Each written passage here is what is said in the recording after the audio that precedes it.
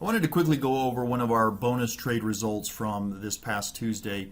The results obviously took place on the 11th here, but we entered the trade on the 10th of November on Tuesday. And a couple of things that I want to point out here. Number one, I want to point out sort of our mantra in this system, and that is that we want to trade well to trade well. That's the goal. The goal of trading well is to do proficient trading actions, and the money will follow. If we trade well, the results will follow. So often we just focus ultimately on the dollar, on the bottom line, and that determines whether or not a trade was good for us or not. It may not have been good executions. It may not have been a good, well-laid plan that we followed. But if we made money, we feel like we did a good job. And that's not always the case. And so we trade well to trade well. We want to be able to just trade and at the end of the day say, you know what, we executed correctly, and good, bad, or indifferent what the results were, we're really happy with them. And I think this is a good example of that, because in this particular trade we used Bollinger Bands. And this is not the place to get into how Bollinger Bands work, but basically when you get that extension above or below the 2 standard deviation Bollinger Band, generally you're going to get a revision to the mean. And that's what we got here in this particular trade. We entered this trade right here. This particular day right here was the 10th. You can see our entry there on the trade.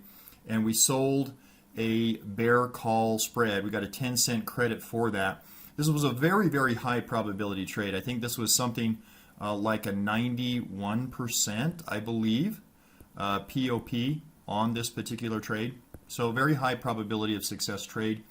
We were able to exit that the very next day.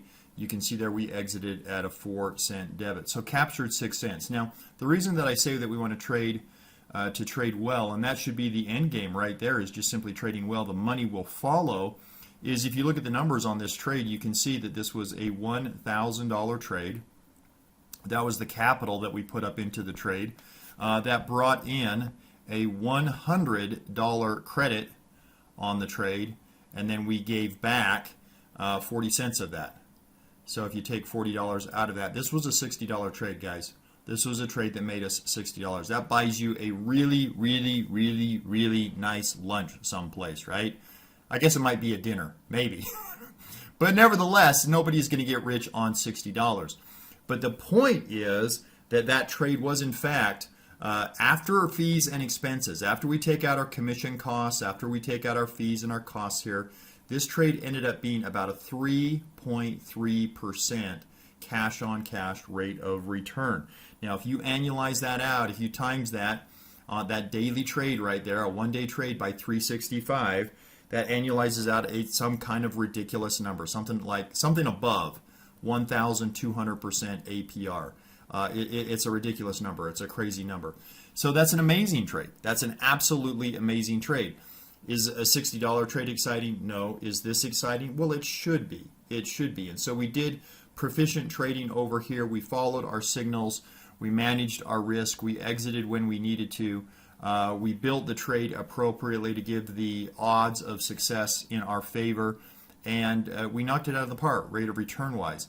Now, the reason that I sort of point this out is that, guys, we all have to start somewhere. And a lot of times, some of the feelings that, or the insinuations that I get, or maybe frustrations that I get from a lot of people that watch these videos, is they'll watch a trade that I did with $200,000 or $50,000 or even $20,000 or $30,000, and they'll say, well, that was great for you. You know, I have $1,000. That's all I can trade with. And so maybe this isn't for me. Maybe I just need to, continue working and saving and trying to build up a nest egg. And guys, I would just submit to you that this is probably a great way. This right here is a great way to build that nest egg.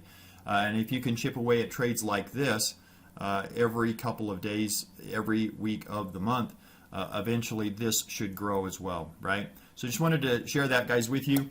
We do our bonus trades every Tuesday and Thursday, obviously when we're not doing our Monday, Wednesday, and Friday zero-date expiration trades.